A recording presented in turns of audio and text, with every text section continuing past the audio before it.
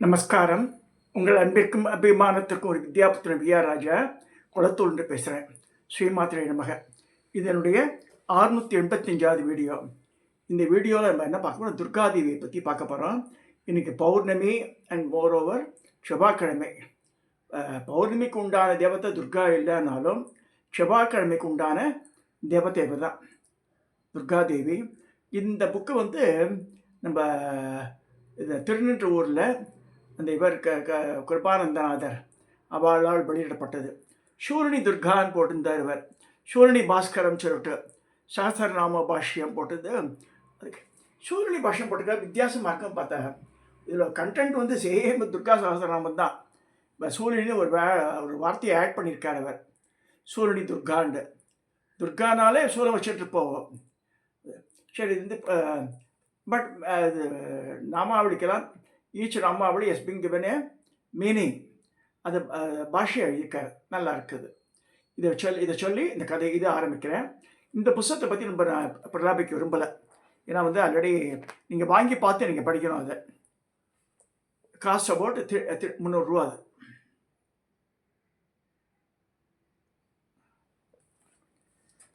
இன்னைக்கு மார்னிங்கு நம்முடைய நண்பரான இந்த பாலசுவாமிகள் நான் மாதிரி இருக்கான், கிருஷ்ணகுமார், நிறைய விஷயங்கள் சொல்லியிருக்கான். ஒரு வாய்ஸ் மெயில் அனுப்பிச்சிருந்தான் எனக்கு. இன்றைக்கி பௌர்ணமியாக இருக்குது சுவாமி, அப்புறமா மோரோவர் இன்றைக்கி செவ்வாய்க்கிழமை துர்கா பற்றி பேசுங்க அப்படின்னு சொல்லி அவன் அந்த பையனுக்கு கிட்டத்தட்ட 27-28 வயசாகுது. அவன் சின்ன வயசுலேருந்து அவன் பாட்டிக்கிட்ட ஒரு கதை கேட்பாளாம். ஆந்திர பிரதேசில் உண்மையாக நடந்த கதை அதுதான் பார்க்க போகிறோம். துர்காதேவியின் மகிமையை பேசக்கூடிய ஒரு கதை. அதாவது ஆந்திராவில் இப்போ தமிழ்நாட்டோட உண்டு அந்த காலத்தில் வளையல்காரன் ஒருவர். பரமேஸ்வரனே வளையல் செட்டி ரூபத்தில் மதுரையில் திருவிளையாடல் பண்ணியிருக்காரு. 64 திருவிளையாடலில் ஒரு விளையாடல் வளையக்காரனாக இருக்கு. இந்த ஆந்திர பிரதேசத்தில் ஒரு வியாபாரி, வளையல் வியாபாரி, அவன் பார்த்துருப்பாள். ஒரு மேல் பக்கத்தில் இப்படி இருக்கும், யூவை தலைகீழ் நிற்க வச்சா அப்படி இருக்காமல் அந்த மாதிரி இருக்கும் பாக்ஸு. 2 பக்கத்தில் இது இருக்கும், இப்படி இருக்கிற மாதிரி இருக்கும். அதில் பட்டையாக போட்டு அப்படி மாட்டின்னு ஒரு கிராஸ் பெல்ட் போட்டுண்டு ஒரு கையில் நிறைய கண்ணாடி வளையல் அப்படியே ரவுண்டாக இருக்கும். அந்த அந்த அந்த வச்சுட்டுப்பேன். இந்த பாக்ஸை போட்டு வருவேன். ஒவ்வொரு ஆற்றுலையும் ஒவ்வொரு கிராமமாக போய் ஒவ்வொரு வீடாக போய் நிறைய பேர் அவருக்கு கஸ்டமர்ஸ் இருப்பாள். நான் சொல்ல 50-60 வருஷத்துக்கு முன்னாடிலாம் ஆந்திர பிரதேஷில் அங்கெல்லாம் இருக்கும்போது திருத்தணியில் போகிற சரி வளையல்காரன் மாதம் வருவா. பெண்களுக்கு என்ன வளையல் தானே, கிளாஸ் வளையல். இப்போ இருக்க மாதிரி இந்த பிளாஸ்டிக் வளையல்லாம் கிடையாது. பிளாஸ்டிக் அலுமினியம் போட்டுக்கிறாங்க. வளையல்னாலே கண்ணாடி வளையல் தான் ஃபேமஸ்ஸு. அது சாஸ்திரங்களில் அதான் சொல்லியிருக்கு. ஸோ இந்த பச்சை சிகப்பு நடுவில் இந்த கோல்டன் இதுக்கு இருக்கும், டிசைன் போட்டிருக்கோம். பச்சை கலர், சிகப்பு கலர், நீல கலர், ஒரு ஆரஞ்சு வர்ண கலர், இந்த மாதிரிலாம் இருக்கும். கருப்பு வளையல் பிளெயின் கருப்பாக இருக்கும். அது சிமந்தம் பண்ணும் போதெல்லாம் போடுவாள் நார்மலாக. ஸோ கம்மிங் டு இந்த வளையல்காரன் ஆந்திர பிரதேஷில் முக்கியமான இடத்துக்கெல்லாம் ஊராக போயிட்டு வந்துருப்பார்.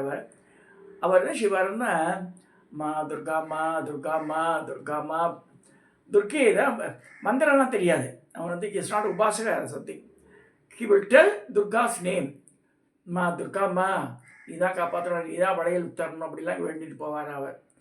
அதனாலே அவனுக்கு துர்கா தாஸ்ன்னு ஒரு அடைமொழியை அவனுக்கு வளையல்காரனுக்கு. ஏன்னா துர்கையினுடைய தாசனாக இருக்கிறதுனால is been called as Durga Dasan. So அது மாதிரி பெயர் கொண்ட அந்த வளையல்காரர் நடுத்தர வயது. ஒரு சமயம் ஒரு ஊர் வருது. அந்த ஊருக்கு என்ட்ராத்துக்கு முன்னாடி ஒரு ஆறு வருது.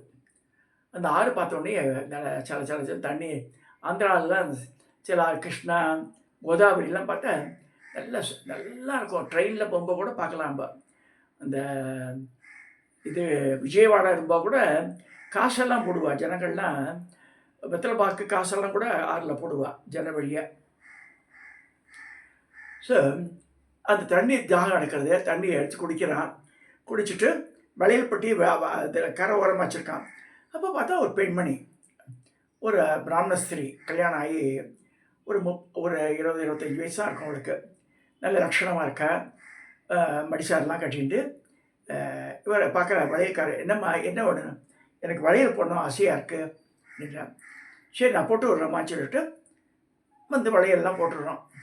போட்டவுடனே அவன் சொல்கிற, தப்பாக நினச்சிக்காங்க, என்கிட்ட காசு கிடையாது, நான் தண்ணி எடுக்கிறதுக்கு குடம் தான் கொண்டுருக்கேன், நான் தண்ணி எடுக்க வந்தேன் இங்கே ஆற்றுக்கு, உங்களை பார்த்த உடனே இந்த வளையல் போட்டதும் ஆசையாக இருந்தது. இதே இந்த ஆற்றை விட்டியே நீங்கள் போனால் பக்கத்தில் ஒரு ஊர் வரும். அந்த ஊரில் ஒரு சிவன் கோவில் இருக்குது. சிவன் கோவிலில் இந்த 3 தெரு தள்ளி போனேன், ஒரு தெரு வருது, 3வது தெரு. அந்த தெருவில் 4வது வீடு எங்கள் அப்பாவோட வீடு இருக்குது. எங்கள் அப்பாட்ட போய் சொல்லுங்க, அவர் வந்து காசு தந்துடுவார் இதுக்கு உண்டான. சரிம்மானம். ஆனால் எங்கள் அப்பா சொல்லுவார், நான் அவருக்கு இது பொண்ணே கிடையாது எனக்கு சொல்லுவார், பொண்ணே எனக்கு கிடையாது அப்படி சொல்லுவார். அதெல்லாம் நீங்கள் நம்பாதங்க. நீங்கள் அப்போ நீங்கள் செய்யணும், என்ன செய்யணுன்னா, உங்கள் ஆற்று பூஜை ரூம் போங்க. பூஜை ரூமில் ஒரு அம்பாள் விக்கிரகம் இருக்கு இல்லையா, அந்த அம்பாள் விக்கிரகம் இருந்த மத்தகாசம், அந்த மண்டபம் 4 கால் வச்சுருக்கோம் இல்லையா, அதுக்கு ட்ராயர் இருக்குது. இந்த ட்ராயரை திறந்து பார்க்க சொல்லுங்க. அதில் குங்கும பரணி ஒன்று இருக்குது. அதை திறந்து பார்த்தா ஒரு காசு இருக்குது, அது தங்க காசு, அதை வாங்கிக்கோங்க அப்படின்ற. சரிம்மா நான் தந்துடுவான்ற. சரி போகிறார் ஒரு வளையக்காரம். ஸோ கதை தட்டுறார். ஒரு பிராமணர் வந்து கதை தட்டுற, ரொம்ப வயதாக இருக்கார். பாப்பா என்ன வேணும், ஒரு மாதிரி உங்கள் பொண்ணை பார்த்தேன் வரும்போது ஆத்தங்கரை இடத்துல, அவள் வந்து வளையல் போட சொன்னால் வளையல் போட்டு விட்டேன், உங்கள்கிட்ட காசு வாங்கிக்க சொன்னேன். எனக்கு பொண்ணே இல்லைப்பா, சிரிக்கிறார் அவர். எனக்கு 2 புள்ள தான், வேதம் படிச்சுட்டு இருக்கா பாரு, பின்னாடி நான் வேத கிளாஸ் நடத்திட்டுருக்கேன் பாருன்னா, நிறைய பசங்க வேதம் படிச்சுட்டு இருக்காங்க. ஸோ எப்படி இருக்கேன்ற இவனுக்கு வளையக்காரன் போல. இந்த வளையக்காரன் சொல்கிறான், என்ன சொல்கிறான்னா, உங்கள் பொண்ணு சொல்லி தான் அனுப்பிச்சா என்கிட்ட, நான் சொன்னால் எங்கள் அப்பா வந்து என் பொண்ணே இல்லைன்னு சொல்லிடுவார், அதனால் அவருடைய மனசுக்கு விரோதமாக நான் வந்து கல்யாணம் பண்ண வந்துட்டேன், அதனால் அப்படி சொல்லுவார். அது இப்போ வந்து நீ சொல்லுங்க, பூஜா கிரகத்துக்கு உள்ளே போயிட்டு அங்கே சுவாமி விக்கிரகம் இருக்கு இல்லையா, அந்த ட்ராவை திறந்து பார்த்தா கீழே அதில் குங்கும பரண்டியில் காயின் இருக்குது, அதை கொண்டு வாங்க, தங்க காசு இருக்குன்ற. நம்ம பாத்திரம் எப்படி மாதிரி விக்கிரகம் இருக்கு, அது எப்படி வந்து தெரியும் இந்த விளையக்காரங்க நினச்சிக்கிறாரு. இருந்தாலும் உள்ளே போய் பார்க்குறார், அந்த மத்தகாசம் இருக்குது. அதுக்குள்ளே அவள் அம்மா கேட்குறா, அது பாட்டி, அந்த பெரியவரோட அம்மா கேட்குறா, ஏன் மேரா ஏம் செஸ்ஸோ அப்படின்னு. இல்லை இது மாதிரி குங்கும பரணி ஒன்று இருக்காம, ஆமாம் இருக்குன்றா. திறந்து பார்த்தா இருக்குது. திறந்து பார்த்தா ஒரு காசு இருக்குது, தங்க காசு. சரி அந்த முதல்ல அந்த காசு எடுத்த உடனே இன்னொரு காசு வந்துடுறது, அதை எடுக்கிறார், இன்னொரு காசு வந்துடுறது, அக்ஷய பாத்திரம் மட்டும் வளருது. சரி வந்து அந்த வளையக்காரர்கிட்ட கொடுத்துட்டு என் பொண்ணை பார்த்தேன்னு சொல்லி, எங்கே பார்த்தேன் நீ, நாத்தக்கரை உர பார்த்தேன்னு பாருங்கள். அதை பார்த்துட்டே இருக்க அந்த கான்வர்சேஷனில் அந்த ஊரெல்லாம் அந்த தெருவெல்லாம் சேர்ந்துடுறது. எவ்வளோபடி கமிச்சது 6. அந்த இடத்துக்கு வந்தோடனே பார்க்குறேன், இங்கே தான் உட்காந்துருந்தா அந்த பொண்ணு, நல்ல லட்சணமாக இருந்தா அப்படிலாம் சொல்கிறான் அந்த வளையக்காரன். அப்போ அது இப்போ இல்லையே பாருங்க. அப்போ ஒரு சவுண்டு கேட்குறது, பார்த்தா டிக்கெட்டு 2 கையும் தண்ணியிலே இந்த இடத்துக்கு காமிக்கிறா அம்பாள். 2 கையிலையும் வளையல் போட்டிருக்கா. அப்போ போட்ட வளையல. அப்போ அசிரியை கேட்குறது, நான் தான் துர்கா தேவி வந்திருக்கேன், மாதிரி உங்கள் ஆற்றுல வந்து ஆல்ரெடி இங்கே பூஜை பண்ணியிருந்தேன், உங்கள் தாத்தா காலத்தில் நின்று போச்சு, நீங்கள் பண்ணவே இல்லை, அதெல்லாம் தாரித்திரியம் வந்துட்டு, even then I wanted to help you, அதுக்காக தான் நான் இது பண்ணேன், இந்த திருவிளையாடல் பண்ணேன் நம்ம சொல்கிறேன். அப்புறமா வந்து இந்த துர்காதாஸ் காலிலே விடுறாரு பிராமணர். ஐயோ நீங்கள் ஐயமாரு நீங்கள் எல்லாம் பண்ணக்கூடாதுன்ற. இல்லைப்பா எனக்கு வந்து கண் திறந்து விட்டேன்னு சொல்லி ஆற்றுல போய் திரும்பி பழையபடி பூஜை ஆரம்பிக்கிறார். அவள் அம்மாவும் பாட்டியும் ரொம்ப மனமகிழ்ந்து போயிடுறார். நின்று போன பூஜையை திருப்பி வந்து வீட்டில் ஸ்டார்ட் பண்ணிட்டேன். எதுக்கு சொல்கிறேன்னா, அவ்வளோவும் துர்காம்பிகான்றது பாருங்கள், எப்பேற்பட்ட சக்தி. நின்று போன பூஜையே வந்து ஆரம்பிச்சிருக்கா த்ரூ இந்த வளையல்காரன் துர்காதாஸ் மூலமாக. துர்காதாஸ் வந்து பெரிய பண்டிட் கிடையாது, ஒன்றும் கிடையாது, மந்திரமெல்லாம் சொல்ல தெரியாது. அம்மா துர்காம்பா அது மட்டும்தான் சொல்லியிருந்தாங்க. இப்போ நிறைய பேர் கேட்குறா. நேற்று கூட பையன் கோயம்புத்தூர்லேருந்து குருமூர்த்தின்னு பண்ணியிருந்தான். எங்கள் அப்பா கீழே விழுந்துட்டார், நான் என்ன செய்யுது மாமா, அஸ்வினி தேவயா மந்திரம் சொல்லுங்க, அது சொன்னவா பார்த்துவான். அதாவது people should not get it doubt when we tell a mantra, அது குரு உபதேசமாக எடுத்துக்கிறேன்றா திருப்பி திருப்பி சொன்னால் போதுமா? 1008 கண்டிஷன் முதலே மீனமேஷம் பார்த்தா அங்கேயத்து உட்படுறது. அதாவது ஒரு நம்ம சொல்லி கொடுத்தா அதை சின்சியராக ஃபாலோ பண்ணணும். அதை பண்ணாலே வந்துடும். அதாவது இந்த குரு பக்தி உள்ளவாளுக்கு சரி, இந்த மாதிரி இந்த தேவி உபாசனை, எனி தேவி, பாலா மந்திரம் மாத்திரம், துர்கா மந்திரம் மாட்டோம், அதில் வந்து நம்பிக்கையோடு செய்யணும் அந்த காரியத்தை. ஸோ இந்த துர்காதாஸ் இந்த மாதிரி பண்ணியிருந்தனால அவன் துர்காதாஸ், இந்த வளையல்காரனுக்கு துர்காதாசனே பேர் வந்துடுத்து. பாருங்க, இதெல்லாம் நமக்கு தெரிஞ்சுக்கணும். நம்ம நிறைய விஷயங்கள் இருக்குது. ஸோ இந்த நம்பிக்கையின் வெளிப்பாடு தான் அது. இந்த செவ்வாய்க்கிழமை அன்றைக்கி இந்த இவன் கிருஷ்ணகுமார் சொன்னது எனக்கு அப்படியே மனசை தொட்டுது. வளையல்காரன் மூலமாக பிராமணன், ஒரு வேதம் படித்த பிராமணனுக்கு அம்பாளை அறிவுறுத்திருக்கா பாருங்க. பட் நம்ம வந்து இந்த மாதிரி நிறைய இன்சிடென்ட்ஸ் நடக்கும். We should back up at least one stage நம்ம வந்து முடிச்சுக்கணும். அம்பாள் வந்து சொல்லி அமைச்சிருக்காளேண்டு. இதெல்லாம் எதுக்கு நான் சொல்கிறேன்னா, நிறைய ஜனங்களுக்கு பேசுகிற வார்த்தை கூட சொல்கிறேன், நிறைய பேர் நம்பிக்கையே பாதி பேருக்கு இல்லை. இது இத்தனை புறச்சரணம் 1000 ஜென்மாவில் பொதுவமா 10,000 ஜென்மம் லட்சத்தில் சொன்னோம் ஒன்றுத்தையும் 1000 2000 அப்படி பார்த்தோம். உடனடிய அரசமரத்தை சுற்றி வந்து அடி வைத்து தொட்டு பார்த்தாலாம். அரசமரத்தை சுற்றினா குழந்தை பிறக்கணும் ஒரு இது உண்டு. ஆக்சுவலாக அரச மரத்தை கட்டிக்கணும்னு சொல்லியிருக்கு. பெண்கள் வந்து அரச மரத்தை ஆலிங்கம் பண்ணிக்கணும், மகாவிஷ்ணு ஸ்வரூபம். ஸோ அப்போ வந்து வயிற்றில் அந்த சம் சேஞ்சஸ் நடக்கிறது. அந்த கர்ப்பப்பை கூடிய நாளங்கள்லாம் ஓப்பன் ஆகுதுன்னு சொல்லியிருக்கு. Moreover medicinal effect also be there. இப்போ ஒரு தடவை சுற்றிட்டு வந்துட்டு அடிவையை தொட்டு பார்த்தா அப்படி நடக்கும். அது for each and for every thing இந்த டைம் லிமிட் கேப்னு ஒன்று இருக்குது. அந்த டைம் வரைக்கும் பொறுமையாக தான் இருக்கணும். இருந்தாலும் சரி, இன்றைக்கி பார்த்து இந்த துர்கா இதில் வந்து எனி மந்த்ரா 30 நவாட்சி எடுத்துக்கலாம். ஓம் தும் துர்காய நமகேண்டு, தும் துர்காய நமகே வந்தாலே பெரியது. ஸோ இது சூரியனி துர்காவா, சூலமில்லா துர்கா அப்படின்னு இல்லை. இது சாதா துர்கா சகஸ்ரநாம இருக்கு.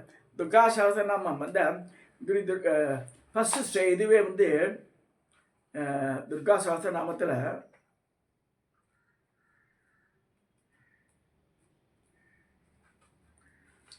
ஸ்ரீ துர்கா ஜெகன்மாதா அப்படின்னு வரும். ஸ்ரீமத் கைலாசவாசினி ஹிமாச்சல குஹாகாந்த மாணிக்க மணிமண்டப கிரி துர்கா கௌரஹஸ்த கணநாத விருதாங்கன கல்பகாரண்ய சம்பீத மாலதி குஞ்சமந்திர. இதில் வந்து வரும் கிராம தேவதாலாம் கூட வரும் அதில். ஸோ அதெல்லாம் ஞாபகம் வந்தது. இப்போ சூரியனி துர்கான்னு போட்டிருக்காரு. என்னதான் இருக்குன்னு பார்த்தா அதே துர்கா சகஸ்ரநாமம் தான் அது. பட் டைட்டிலை மாற்றிட்டார் அவர். சூரியனி துர்கான்னு சொல்லி போட்டிருக்கார். இது எழுதியிருக்கார், பாஷ்யம் எழுதியிருக்கார். அது வந்து தப்பு சொல்ல முடியாது. இதெல்லாம் எதுக்கு சொல்ல வரேன்னா, அம்பாளை இன்றைக்கி எந்த ரூபமாக வழிபடுறாளோ அவளுக்கு அந்த மாதிரி காட்சி அளிக்கிறாள். இப்போ கலியுகத்தில் வந்து கலியுகம் சண்டி கலவு விநாயகான்னு இருக்கு. ஸோ சண்டிகா பரமேஸ்வரன் இந்த துர்கா தேவியும் விநாயகர் தான் கை கண்ட தெய்வம், கண் கண்ட மருந்துன்னு சொல்லி கலியுகத்தில். ஸோ அதனால் நம்ம வேத வாக்கியத்தை சந்தேகப்படவே முடியாது. ஸோ ப்ராப்ளம் சால்விங் டெக்னிக்னா இதுதான். ஷட்கோண யந்திரம் துர்கைக்கு. ஸோ 8 இதழ் தாமரை, அப்புறம் 24 இதழ் தாமரை, 4 வாசப்படி இந்த யந்திரமே ஆகுது. ஸோ இந்த மாதிரி நினச்சிட்டு இருக்கோம். சில பேர் வந்து சூலத்தை இது நிறுவரா. எங்கள் ராஜராஜேஸ்வரர் கோவிலில் கூட அம்பாள் உத்தரவுப்படி சூலத்தை தான் வச்சுருக்கு. முன்னாடி சிம்மத்துக்கு பேக் சைடில் சூலம் இருக்குது. ராஜராஜேஸ்வரிக்கு சூலம் உண்டான உண்டு. சில ரூபங்களில் அம்பாளே ஒவ்வொரு ரூபங்கள் எடுக்கும்போது ஷீ இஸ் கேரிங் சூலம் also. So that we should remember. So சூலத்தையே வந்து அம்பாளை வழிபடலாம். ஸோ அதுவும் ஒரு கோட்பாடு இருக்குது. இதை சொல்லி துர்காதேவியை செவ்வாய்க்கிழமையில் வழிபடுறது சால சிறந்தது. வெள்ளிக்கிழமை அதுவும் பண்ணலாம். பட் செவ்வாய்க்கிழமை வந்து மெயின் உபாசனைக்கே ஏற்றது. இதை சொல்லி இந்த பதிவை நான் நிறைவு செய்கிறேன். சப்ஸ்கிரைப் பண்ணுங்க, ஷேர் பண்ணுங்க, லைக் பண்ணுங்க.